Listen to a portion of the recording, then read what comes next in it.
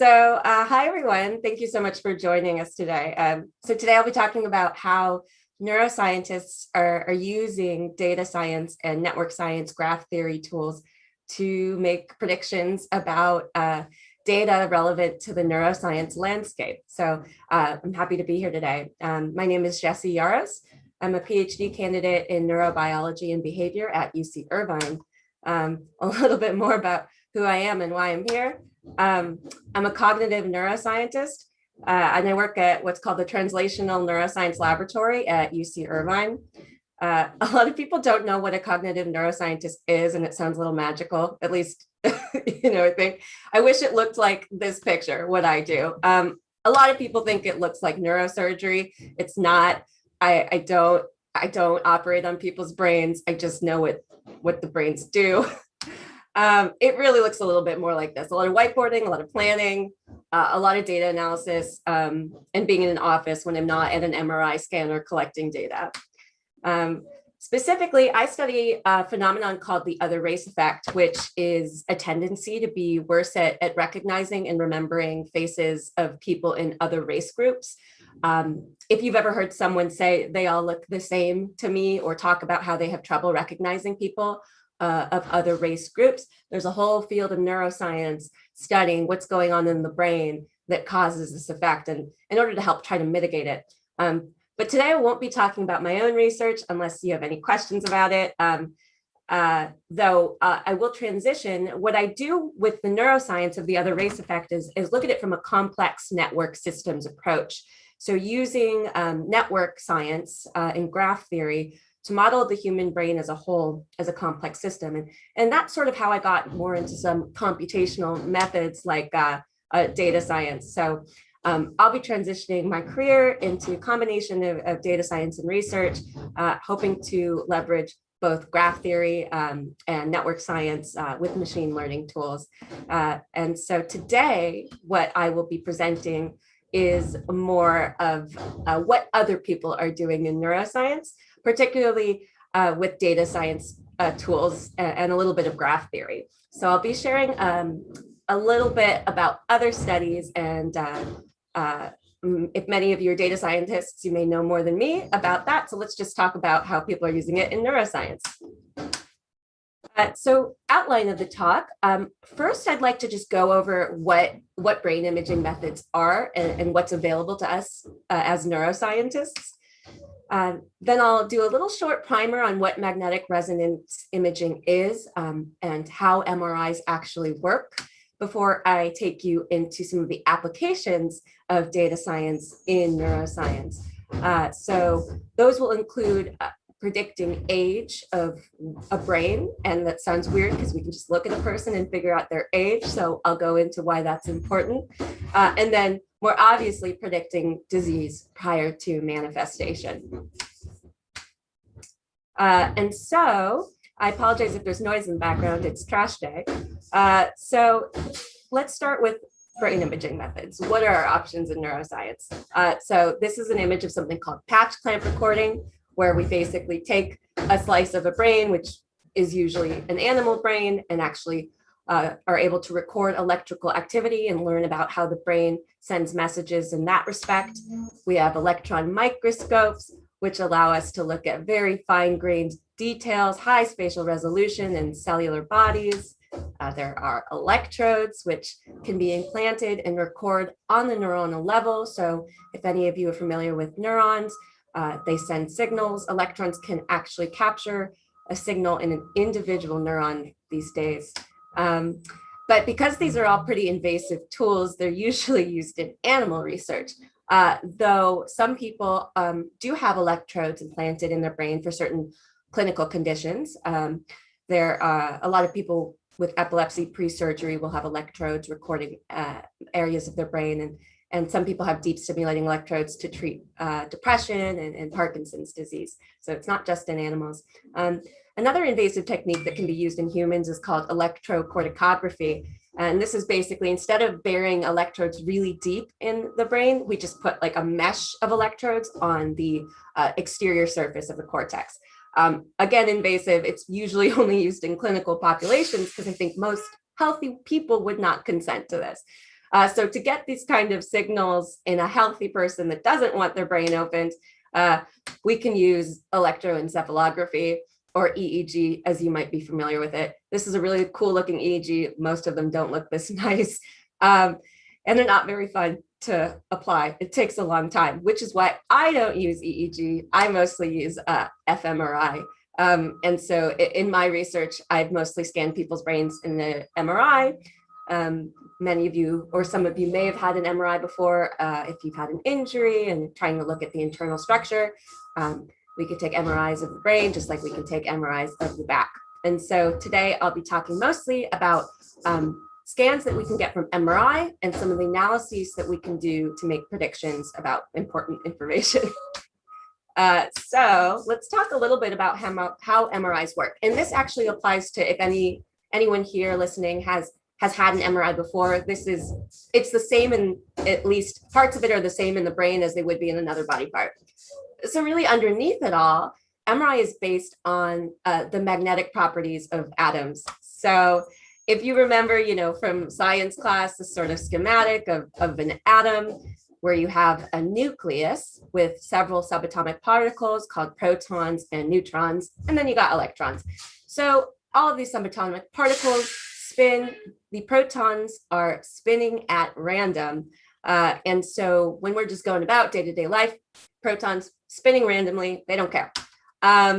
So when we walk into an MRI, even just being in the room, you can't take in any metal, anything that might be magnetic, because there's a strong magnetic field. And some of you may have heard of like crazy stories where magnetic things are pulled into the scanner, and it's really scary. People can be injured because it's a very strong force. So what happens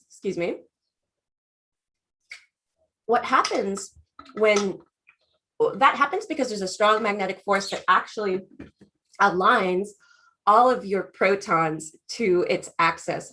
So they kind of stand at attention when you walk into this magnetic field, which gets stronger and stronger as you get close to what is called the bore of the scanner. So when you're in the scanner, it's strongest. And so next, once you're in the scanner, there are radio frequency pulses, and these knock the protons off the axis. So if you've ever been in the scanner and they put earplugs and earmuffs over you, it's those loud sounds are associated with the radio frequency pulses that are being sent to knock these protons off their axes. And then when radio frequency pulses are stopped, the protons are allowed to, it's called precess, back to the original aligned state. And this is a lower energy state, and they release energy. So this energy that they release is the raw signal that we're actually looking for and capturing in neuroimaging. And so it actually looks like this image on the left. We call it K-space, but it's basically a combination of phase and frequency information of these raw signals, which are waveforms that we're capturing. So the raw signals are all captured in this image, and we can apply what's called a Fourier transformation, and a mathematical equation to it, and it spits out this image of a brain. So basically it translates frequency information into intensity values. And so if anyone works with image classification where pixels have different values, it's just like that, where this is actually a matrix of values between 0 and 1 that actually is this image of the brain. And so one cool thing about neuroimaging or MRI is that we can actually vary the radio frequency pulse to get different pictures out of the MRI. So the picture on the left is a picture of tissue structure, right? Where we have gray matter and white matter, if you've ever heard of those terms. I believe they're called gray and white matter because how they look in scans. I might be incorrect there. But you can see that this area, it's called the corpus callosum, and it's a bunch of nerve fibers bundled together versus these grayer areas, which are cortex. So if we look at the actual structure of a neuron, anything that appears gray on the scan, or these sort of folded areas, is going to be a cell body, this part of the neuron, and white parts are going to be this part of the neuron. So these are sort of the parts of the cell that actually transmit information across large distal parts of the brain. But we can also alter the radiofrequency pulse so that we're not actually looking at the tissue structure of the brain, but they're actually looking at activity in the brain. In an MRI, activity is defined as oxygen consumption. So we know that the brain needs oxygen. The fact is, when you're doing a cognitive task that might involve one part of the brain more than another, that part of the brain is going to consume more oxygen, which actually alters the tissue properties of the brain, which allows us to actually tap in and get an image of areas that are consuming more oxygen than others. And that's how we get these pretty images that you might have seen, where we have a structure of the brain as well as these blobs that represent areas that are doing a lot at a given time. And so not actually one picture, they're taking two pictures of the brain, the structural plus the activity, and overlaying them to get these pictures. So that's all the physics and biology I'll be talking about for the most part. Well, I can't make any promises, but so let's next talk about some of the data science applications in neuroscience. So one promising avenue is age prediction for diagnostics. And so let me explain why. Brains follow a developmental trajectory across the lifespan. So, in this image, we have a baby's brain, smaller, gets larger as we grow up. A lot of neurons that aren't used or pruned. Sorry, I'm back to biology. And as we get older, the brain actually shrinks, it degrades and atrophies because of cells dying. And so this is pretty standard. So there are actually certain disorders that seem to be associated with the brain aging more quickly. There's been evidence that the brain actually leads to more cell death more quickly in depression, schizophrenia, dementia, MS.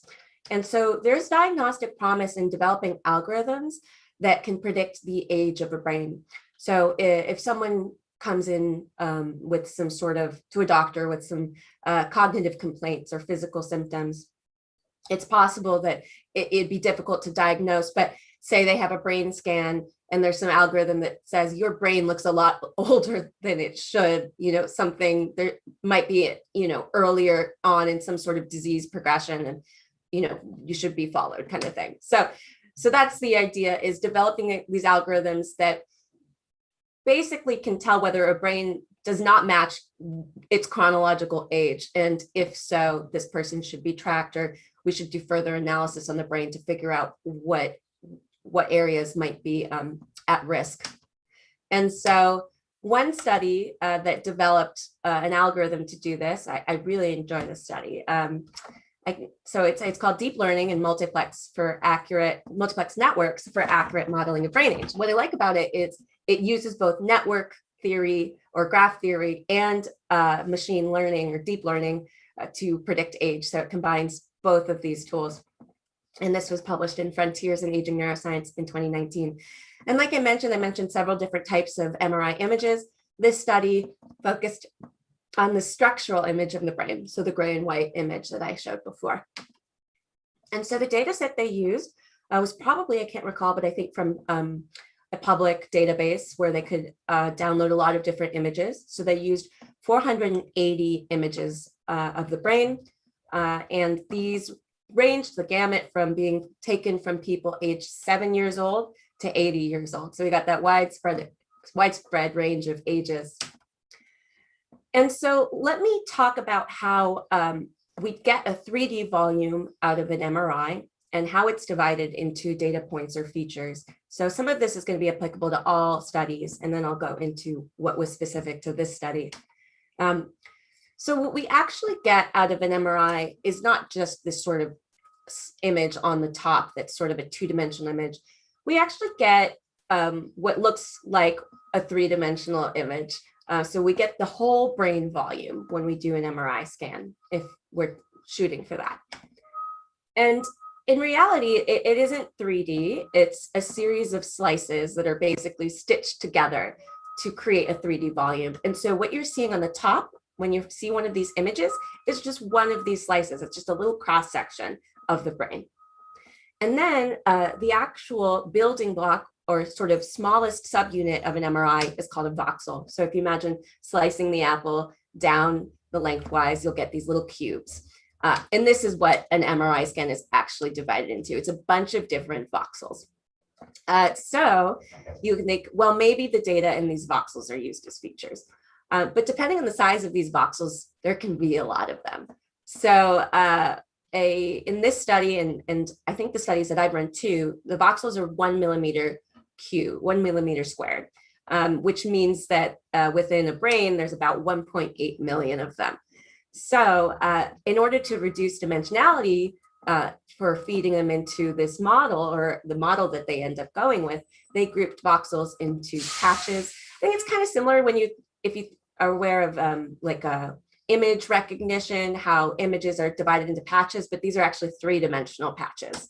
And so you can imagine them kind of like a Rubik's Cube, where there are basically 3,000 voxels per patch. So we have that 1 millimeter voxel, and then we'd have about 3,000 of them grouped into one patch.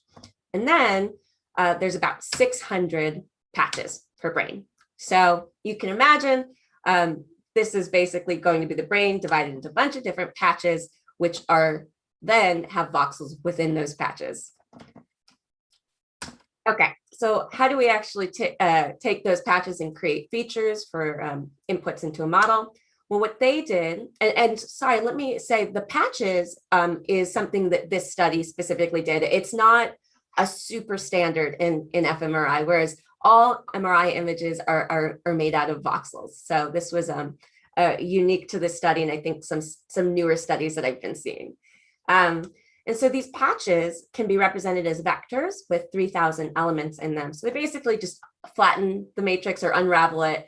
And so across each patch, they did that in the same sort of, iteration. So they all, the areas of the voxels will be the same part in each vector if they were to do it across patches.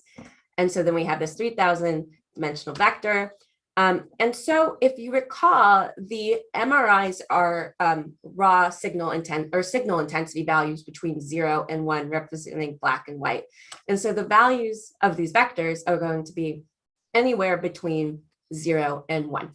And so next, they wanted to create a weighted graph representation of each brain, because these patches, graph theory it basically allows us to create mathematical structures that can be used to really tap into some really complex metrics that explain how systems operate and relations between different aspects of a system. And so they wanted to create a graph representation so that they could get some of that rich data out of it. So what they did is to create this representation, you can think of the graph as the circles being around as nodes or vertices, and these are associated with the patches of the brain. So the edges between them are relations between different patches. So how did they get relations between different patches? Well, they basically created a correlation matrix between all pairs of vectors. So there are 600 vectors, correlate them all together, we get a matrix.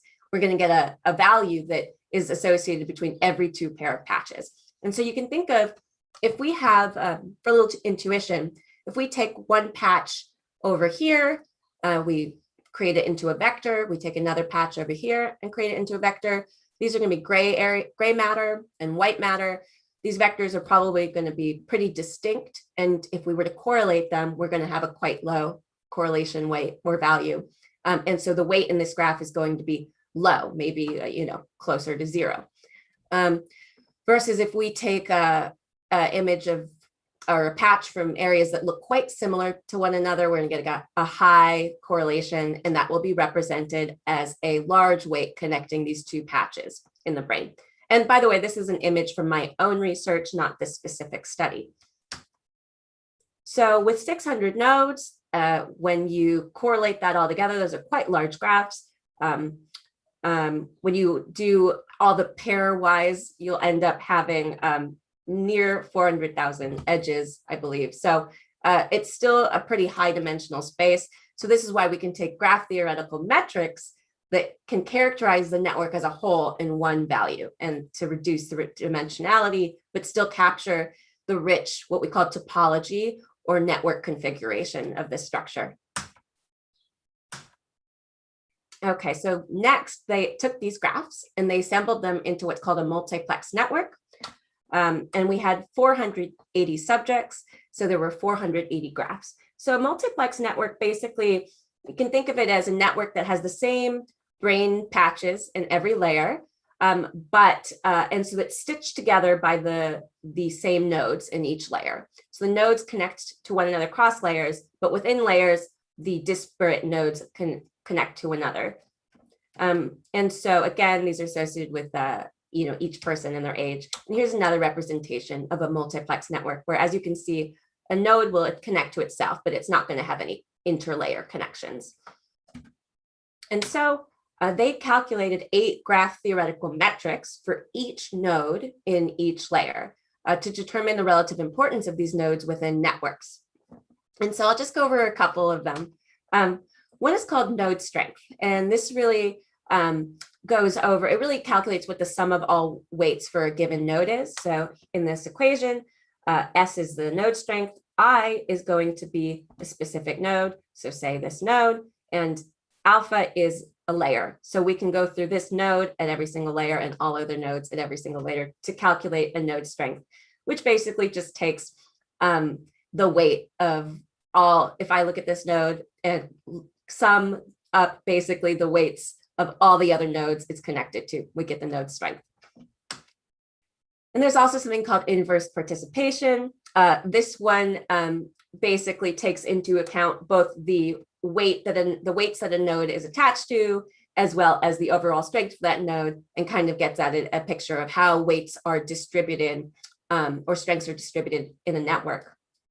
And so they assembled these 8 metrics into vectors for each layer. So say we have 8 metrics, A through H for node I, and we have n nodes. We can construct a vector for this participant and this graph, where we have 8 features per node times 600 nodes. So we have 4,800 features per sample. And then you might be starting to, see, okay, this is feature vectors and a feature matrix where we have a target vector that is the age. And so this is what they ultimately fed into their model. And so, they took the 1.8 million voxels per subject and reduced it into these 5,000 about length vectors. So they had the hypothesis that a deep learning model would work the best. So they decided to test out a deep learning model against performances of a couple other models, including support vector machines, generalized for regression, random forest, lasso, and ridge regressions. And they used some of the traditional performance metrics, root mean square error and mean absolute error, to evaluate model performance. Here's just the schematic they included for their neural network. It was a feed-forward deep learning model with 4 layers. And then you have 200 neurons in this layer, 100 in this, 50 and 20. And they used a hyperbolic tangent activation function, and they used grid search algorithm to select the hyperparameters for this model, as well as I believe their other models. And here are some of their other choices for hyperparameters if you are interested. Again, ridge, lasso, random forest, and support vector machine. And then lastly, they did 100 iterations of a 10-fold cross-validation. I will say on my second reading of the issue, or of this study, it looked like they may have reported their accuracy on the cross-validation results rather than an independent test set. So just keep that in mind in me going over these results. They did find that deep learning outperformed other models, quickly kind of followed by support vector machine. So we have a sort of mean absolute error and root mean square error, where in the deep learning model, the mean absolute error was about 4.7 years, and the root mean square error was 6.2. So basically, they could pretty closely predict the age of a brain from this model. So between 4 and 7 years or so. And then the support vector machine, we had pretty, closely following results. So it worked pretty well as well. All of them worked, fairly well. And next, they wanted to see which features were the most important in accurately predicting ages of these brains. And so they used a method from a paper in 1997 that determines the most important features for predictions within, I think, a neural network. And so remember that each feature in this is a graph metric associated with, each feature is associated with a node. So we can actually pin down what region of the brain this node is associated with. And so they looked at the top 10 features and were able to overlay them on a structure of the brain and see which brain areas are associated with these features. And what was cool is that a lot of these brain regions are already implicated in neuroscience literature in the aging process to have structural changes as we age. And so it's sort of a clinical validation of this model. And interesting because, this technique could be used to validate things, but it also could be used to help discover if there are certain brain regions that are being altered preemptively that we may not know about within a specific disease progression. So there's certainly promise in studies like this and others that are looking to basically track when a brain deviates from its chronological age. So moving on to the next study I'll be talking about today. This might be a little bit more intuitive, but there are a lot of neuroscientists using data science tools to try to predict the emergence of diseases.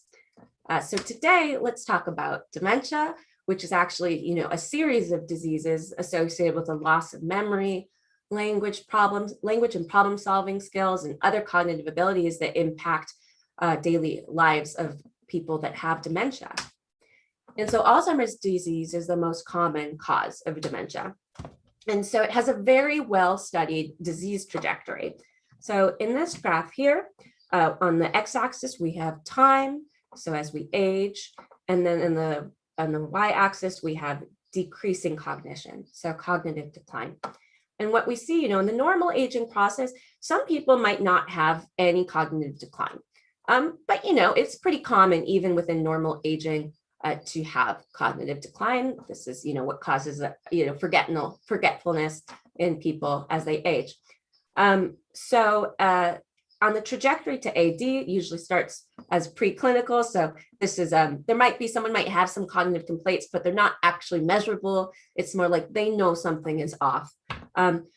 Once you get to a point where you can actually measure and say this person's cognition is degraded, you can be categorized as something called mild cognitive impairment. And for most of this talk, I'll probably abbreviate that to MCI. And MCI, there are a certain series of tests that are given. They're called neuropsychiatric assessments that will actually basically rate your cognition and may group you as a potential person that has mild cognitive impairment. But again, just because you have MCI does not mean, while this graph doesn't show it, that you progress to full-on dementia. You may actually just stay on this route and have decline, but not get so severe that you be categorized as dementia. And then there's people that do cross over, their cognitive impairment dips below a certain area, as well as having other symptoms that would lead you to be classified by a physician as having dementia. And so this disease trajectory is associated with certain volumetric changes in the brain that are correlated and causal of some of these issues in cognitive decline. So a normal brain might look like this on the left, and a brain of a person with a mild cognitive impairment, the difference here is you can actually see a lot more black spaces here. And what these black spaces are nothing. The cells are dying and you're losing brain volume. And then on the right, this is an image from someone who has Alzheimer's disease. And you can see, especially in these areas in this image of these ventricles, they're huge. This is not typical. And is just showing that this person has had a lot of cell death. And there's certain areas of the brain that are particularly susceptible to cell death in dementia. A lot of them are related to memory, and that's why we have a lot of impaired memory in these kinds of disorders. And so It's important to try to detect mild cognitive impairment at early stages, because there's evidence that the earlier that something can be figured out within a disease progression, there may be interventions that can actually improve your odds of lengthening the time period before your symptoms degrade, or maybe even avoiding dementia entirely with major lifestyle changes. So this study that I'm going to present today used a model to predict brains that were normal or had Alzheimer's disease, and also to actually predict for people that had mild cognitive impairment who progressed on to Alzheimer's disease versus who stayed in that stable category where they did not get so bad that they were classified as having Alzheimer's. And so the way that these studies were done, there are large multi-site and longitudinal studies that are open access. So really anyone, if they apply, can get access to these images of the brain. And so what a longitudinal study is it recruits and enrolls people when they're healthy and young, and it follows them across their life. And so you can actually see brains age over time. But this study just took sort of a snapshot didn't follow individual people over time. It just used brains, basically downloaded about 1,000 structures, and a half of them belonged to people who either had an Alzheimer's disease diagnosis or had a mild cognitive impairment disease diagnosis. And these diagnoses come from symptoms, they may come a little bit from biology, but they're greatly from cognitive symptoms. And so they trained a model to predict which brains converted to Alzheimer's disease. And they exploited the volumetric changes that I mentioned that are associated with these diseases to train this model. And so let's go a little bit into how they engineered features for this model. In the prior study, I talked about the patches that they used are completely sort of data-driven. There's no anatomical relevance to the patches that they created. They just basically divided the brain into a bunch of different units. But most studies actually often use things called atlases, which are basically maps of the brain that can divide it into structural subunits that are corresponding to actual structural differences in brain areas, and sometimes even functional differences in brain areas. So here are a couple of images of common atlases that can be used in neuroscience. And these are the 3 atlases that they used in this study. And so we have one atlas that has about 108 brain regions, another with 56 brain regions, and a third with 118. And importantly, these atlases use different anatomical markers or have different resolutions, and so they are not necessarily grouping images or grouping brain regions in the same way, so not completely overlapping. And so for each of the 1,300 or so brain scans they would have overlaid these atlases and been able to extract volumes for every brain region that is included in these atlas. So we together would have about 282 data points per subject, where those data points are volumes corresponding to these brain regions. And next, a little bit of intuition again. So like we said, volume is decreased as we age. So in certain, especially brain regions that are highly subject to degradation in these diseases, we would see potentially a decrease across the course of the disease in volume. So in this sort of study, we might expect for the half of the brains which were normal, that a lot of the features might have a volume that is greater than the volumes in the same spot of the brain in an MCI patient or an AD patient. And so next, they standardized the features. They wanted to see how abnormal these features were in this brain region compared to a healthy brain. So to do this, they basically took an independent set of healthy people, calculated the volume of their brain regions across all of these atlas regions, and then got the standard deviation. And then they were able to calculate z-scores for each of these little, if we divided these brains into all the regions, z-scores for these. So basically, they took the volume of the mean volume for the healthy controls, and they would subtract the volume for a region in these patients in our data set. And so what you might get is, say someone has a brain region that's close to 3 millimeters and the average is 3 millimeters, we're going to get a pretty low z-score, reflecting that they're not too different from the average population. And from this alone, I, as a person, might predict, oh, maybe this person is cognitively normal and healthy, versus someone, a brain that might have a much smaller volume, say 1.2 millimeters to an average 3, we're going to get quite a large z-score, say 4.5. And I might predict, oh, this brain might have Alzheimer's disease. So they calculated these z-scores for all 282 brain regions and for all 1,300 subjects. And then they added a cognitive score. I mentioned those neuropsychiatric tests that will give a score that basically says where on the scale your cognition is. And so for labeling the data for the target vectors, the data kind of came labeled as being normal or MCI or Alzheimer's disease. But as we talked about, just because you have MCI does not mean that you progress to Alzheimer's disease. So what they did is they actually split the MCI patients into a stable group. And these are the people who never converted to Alzheimer's disease, and a group that converted. So because it's longitudinal study, they can tell, even though at the time that a brain scan was taken, this person was diagnosed with MCI, later they ended up being diagnosed with Alzheimer's disease. And so they actually lumped these different MCI groups into normal and Alzheimer's disease. And so they created a binary classification problem where they just predicted whether a brain was associated with having Alzheimer's disease or eventually having Alzheimer's disease, or never having cognitive deficits enough that you'd be categorized as having Alzheimer's. So Alzheimer's disease and normal healthy brain.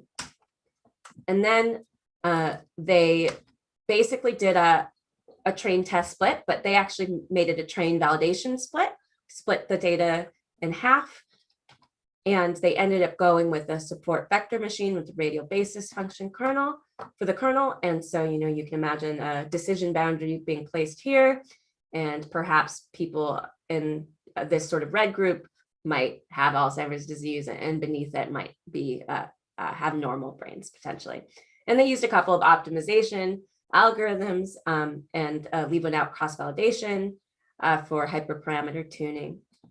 And like I mentioned, they didn't use this data set for the test set because they had the advantage of actually having all these great longitudinal studies, other studies that had a bunch of Alzheimer's scans of Alzheimer's brains. So it was really cool in this study is that instead of using data from the ADNI study, they were able to get data from these other studies, which don't necessarily have the same protocols or the same people collecting data. And so it's more guaranteed that you're not going to tap into any sort of, machine learning models, learn what you give them. So it's possible that it's a better test of generalizability because this data comes from other sources. So next, to evaluate their model performance, they created ROC curves and they determined the cutoff for true false positives with the Uden index. What we're seeing here are 4 different studies that they used. So AIBL, JADNI, Myriad, and OASIS. And the size of the test sets in each of these cases are shown here. And what I'm a little unclear on is if they grouped these all together or did the, it looks right, clearly they didn't group them, so they did them separately. So what we're seeing here, the big letters or the big numbers are the area under the curve. And so you're seeing 100% accuracy in one here because it's a very small data set, only 69 people. So I like these two because there's over 500 samples in them and still pretty high area under the curve and quite high accuracy, around 96, 97%, and several other performance metrics.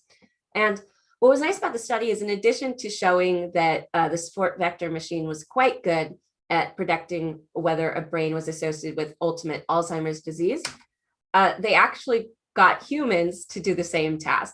So they got neuroradiologists who are trained to recognize issues in brains and train them up a little bit on Alzheimer's disease recognition in brains, and then tested their accuracy and found that one person had about 58% accuracy and 70% accuracy compared to these 96% accuracies by the model. And then they're like, okay, we'll give you a leg up. We'll give you the Z scores, the same data that's put into the model. So you can see whether a subject seems to have volumes that are, or a participant has volumes that are deviated from the average, which improved the first person's accuracy a lot, and the second person's only a little bit. Still, 70% accuracy is quite below 97%. But you may be thinking, well, this is predicting Alzheimer's disease, but what's the merit in that? By the time, you can predict Alzheimer's disease, people might be already pretty progressed. So they wanted to see how well the model performed on purely brains associated with mild cognitive impairment. So the idea being, can we tell if a brain is going to progress to Alzheimer's disease or stay stable?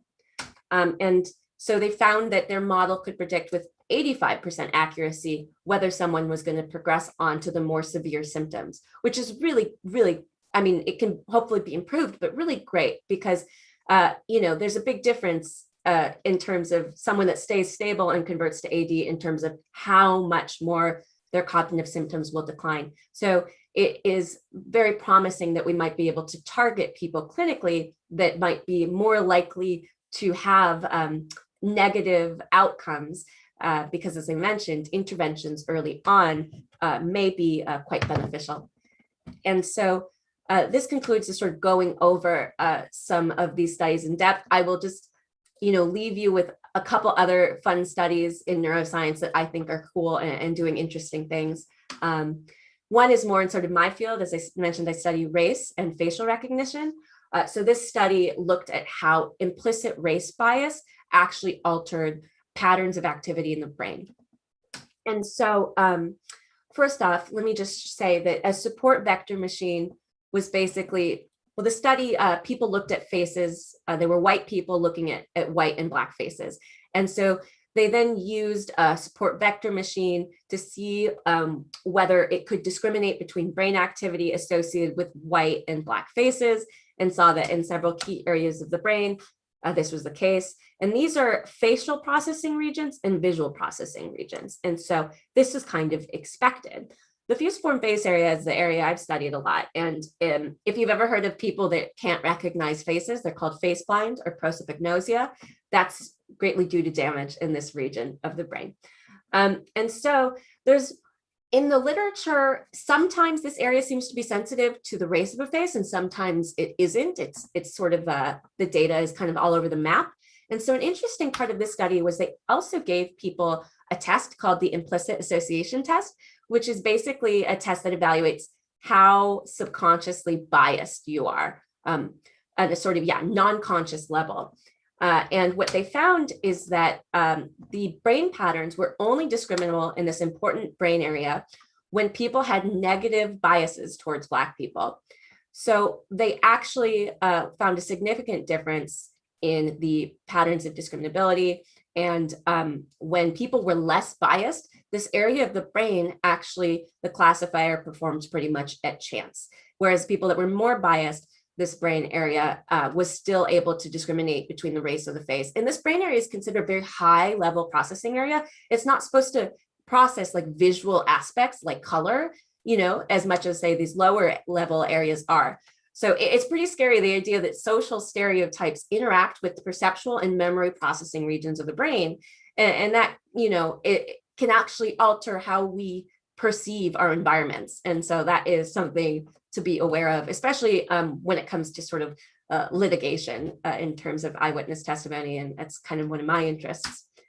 And one other cool study called, on a two-truths phenomenon in spectral graph clustering.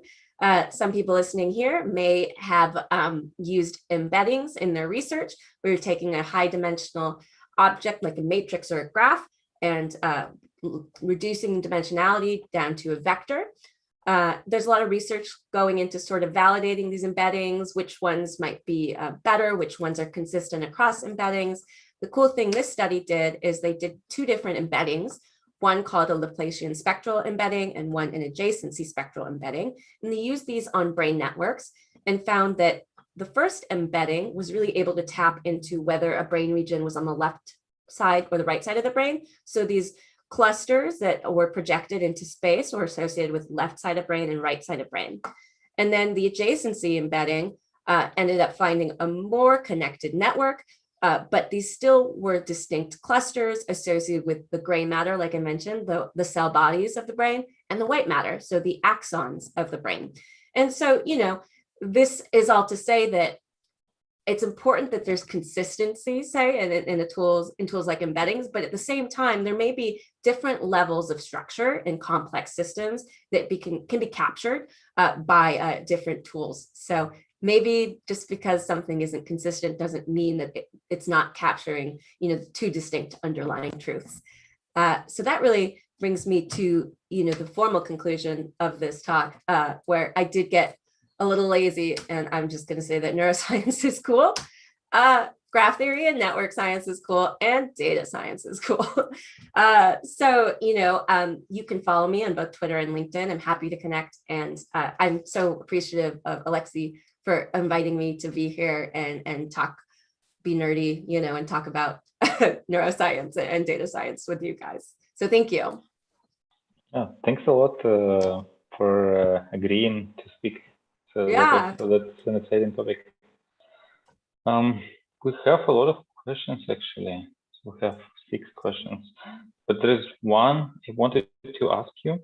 So as a neuroscientist, do you think there is a lot, there's any similarity between neural nets and human brain, or there are none? So yeah, absolutely. I think that both neural networks can inform, you know, learning about the brain, and then the brain can inform development of neural networks. Of course, you know, neural networks are based on neurons originally, and when they were first, you know, starting to be conceptualized. And there are people attempting to model the brain in its entirety with neural networks. I think that likely, if we're going to understand the brain more, it will probably or model it with neural nets. I think what would be very cool is much more complicated neural networks that might be multi-layered. And I kind of talked a little bit about how there's a lot of different structure in the brain, and there's a lot of different scales and spatial resolutions. You know, there's the molecular level, then there's the sort of systems, you know, cellular level, and then when we get into MRI, the sort of even, you know, less granularity level up to cognition. And so what would be very cool is having you know, different kind of models that combine, I think, network theory with the sort of power of deep learning and neural networks. And there are a lot of scientists that definitely argue that neural networks can still be informed by biological networks. So I think as we continue to learn about the brain, we'll learn more. For instance, there's cool stuff like there are recurrent networks within the brain, and there are recurrent neural networks. And so actually one of the regions I didn't talk about today, the hippocampus, which is highly susceptible in Alzheimer's disease and in other dementias, actually has a very strong recurrent network that is actually is impaired in disease like dementia. So I do think that both fields can continue to learn from one another. Thank you. So the question we have is about the patch size. I think that was from the first paper you presented. So the question is, how do you determine the patch size? Is it the tuning parameter? And Yeah. is it an experimentation limitation? Yeah, so their patch size was arbitrarily, I think, chosen. That's a great question. At least they didn't go into why they chose the patch size. I'm not sure if it was because they settled on, 600 patches and 3,000 length voxels. And that's a great question. It's very possible that if they were to alter the patch size and, rerun the model, it could influence certain things. And so I can't tell you exactly how they chose that, and that's a great question.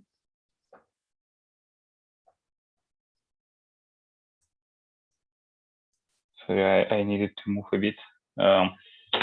The next question we have is, how do you see knowledge about neuroscience benefiting artificial intelligence? And how do you see knowledge about artificial intelligence benefiting neuroscience? I think we talked a bit about that now. Yeah.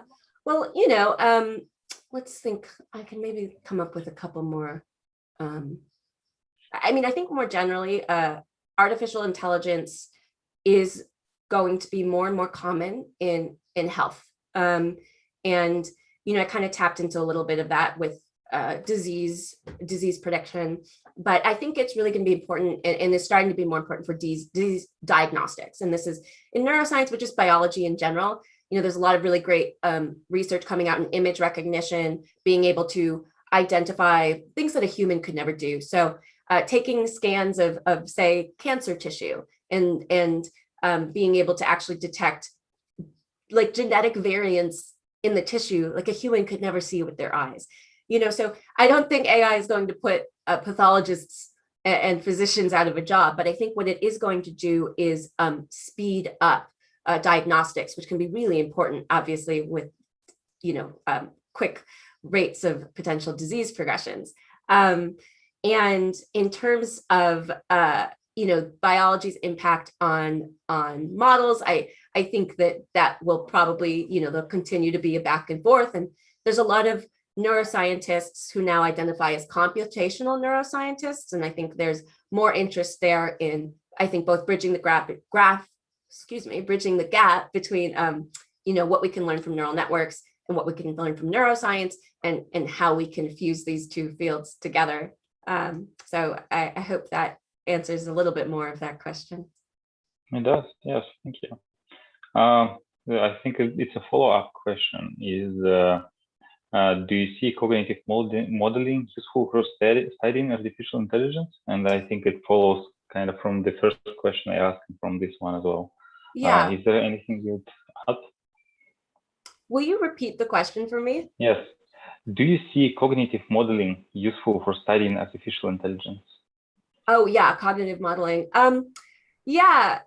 So I mean, I guess I think that there's definitely a lot of attempts to model different cognitive processes, independent, say, of the underlying brain, right? So there's a lot of different names for it, like psychophysics and mathematical psychology. And so I think it's definitely possible that learning about this could, especially if we're trying to get at, if in a network we're trying to have some sort of output that is a behavior, it can definitely be positive to understand a little bit about how that works in a human. And so we can try to, tweak inputs and some sort of network to get out similar results.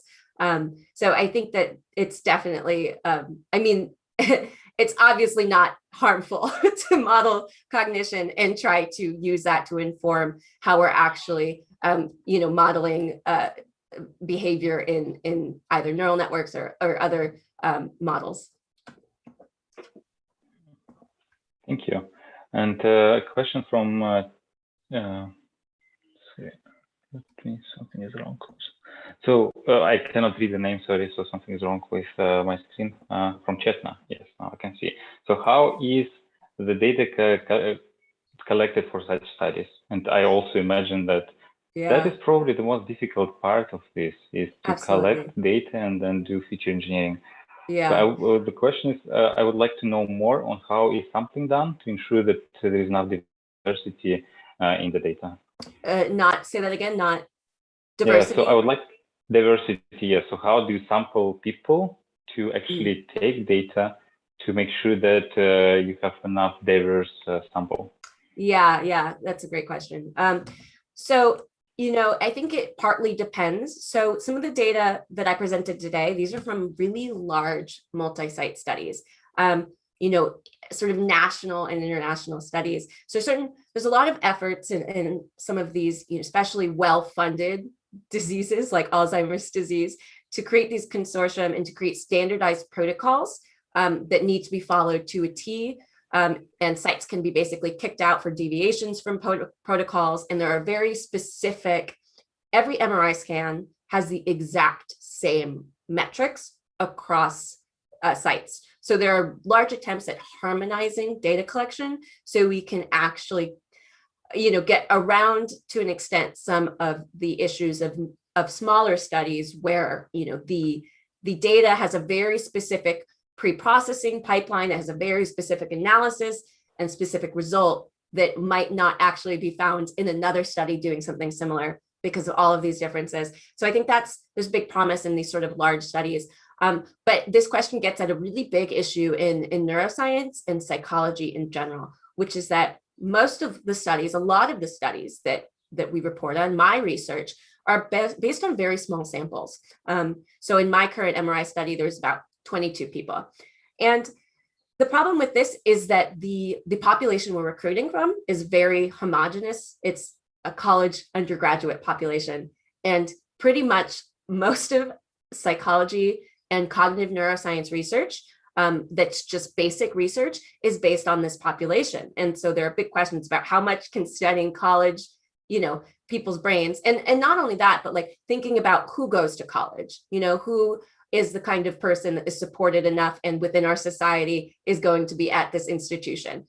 So we're getting a very, very small sample and snapshot of brains as a whole. And so it's an issue, in fact. And so there's also, in more animal research, there's been attempts at making data more variable. So up until very recently, most animal research that used like rats or mice were all male. They were all male. And there were findings that actually medicine that was developed on these animals were not working as well on women. And what's interesting is that something is conserved, biologically, at least to some extent, that found that it wasn't working.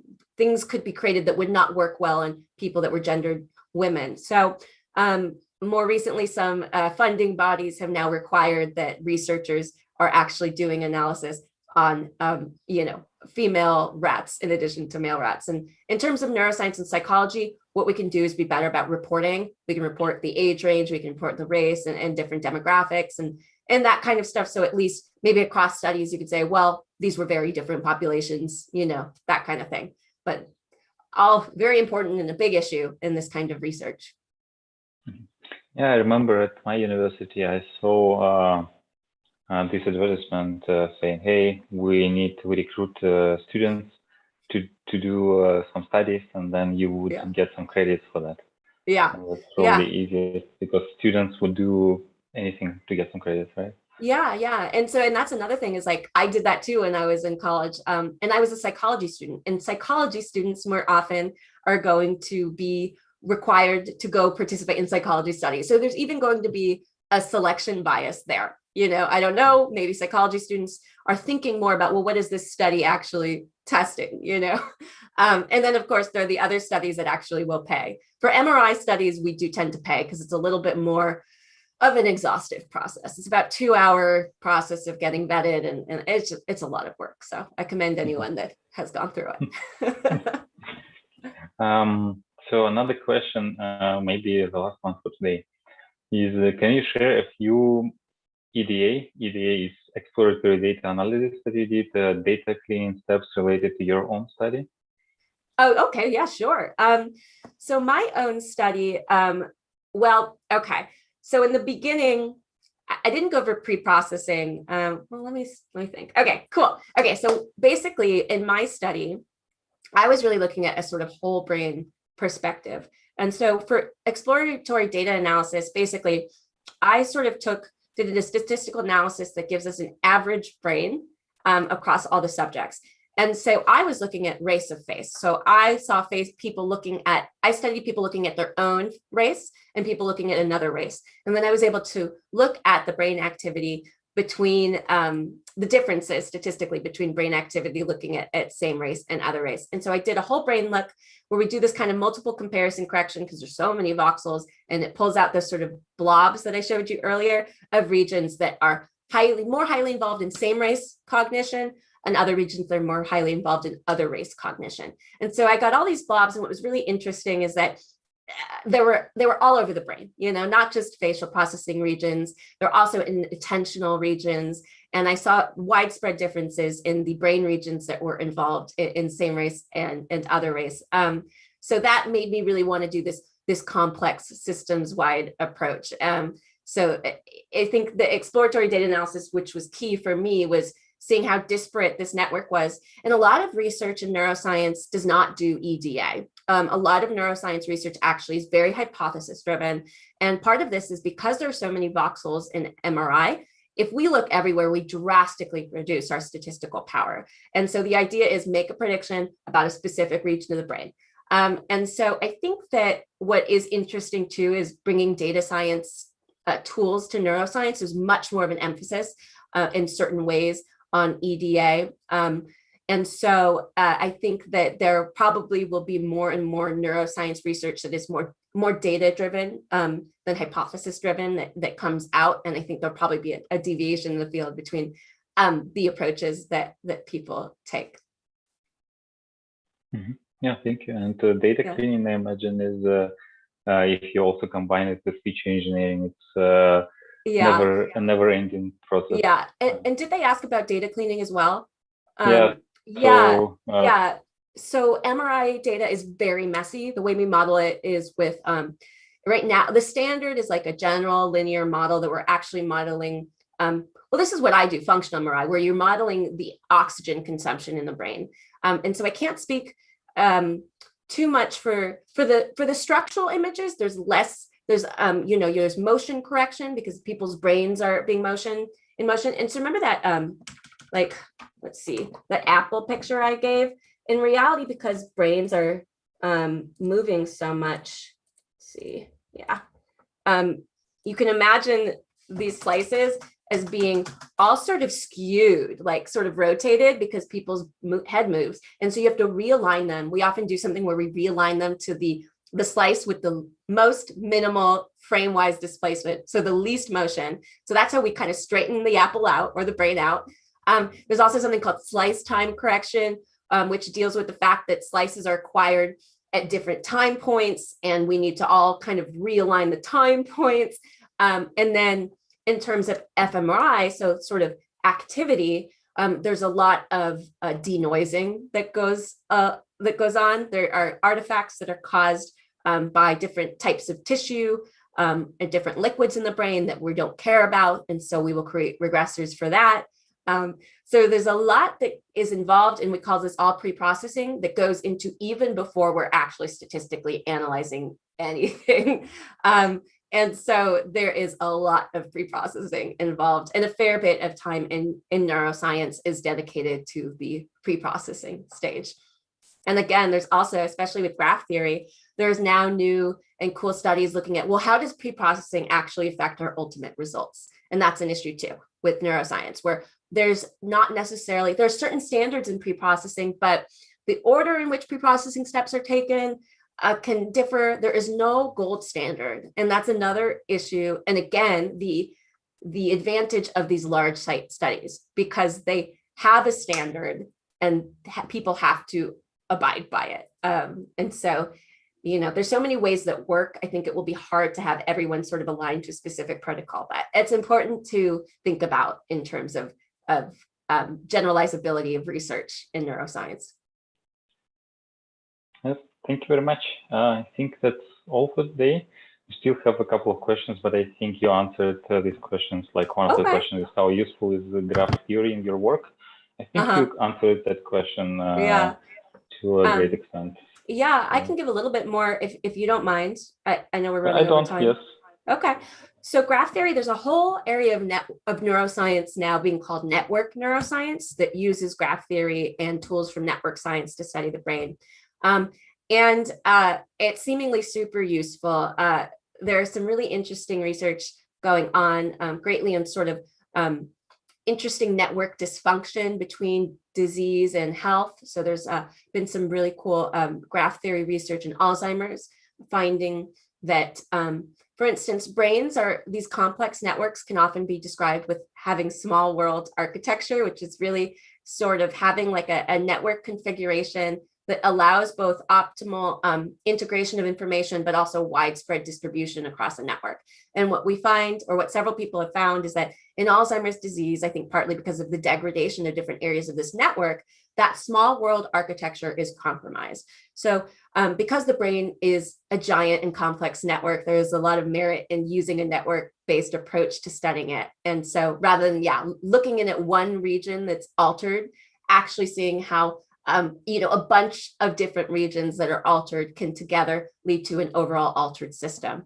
And there's other cool, stuff looking at, we've talked a lot about how, in certain conditions like schizophrenia, different networks in the brain are altered. And there have been graph theory attempts at looking at this and finding that, yes, actually, if we take a graph theoretic approach, we actually see that these graphs are more disconnected, that they're less integrated. And so we find that, terminology that we used even before using graph theory about different regions of the brain being disconnected from one another, do prove to be in a graph theory approach seemingly fairly accurate in terms of a less integration in a network overall. So very exciting work going on in the applications of graph theory to neuroscience. So thank you for asking. Thank you. So I think I should be wrapping up because my kid is about to come home and it will I can very noisy now. So thanks a lot for joining us today, for sharing experience with us. It was amazing and a lot of interesting content. So thanks a lot. Thank you so much for having me. It was really fun. Thanks everyone for joining us today and asking questions. And this actually is the last event we have in June. And there will be nothing in July, so I'll be enjoying the vacation. And see you in August. Yeah, have a good vacation. Yes, thank you. Goodbye.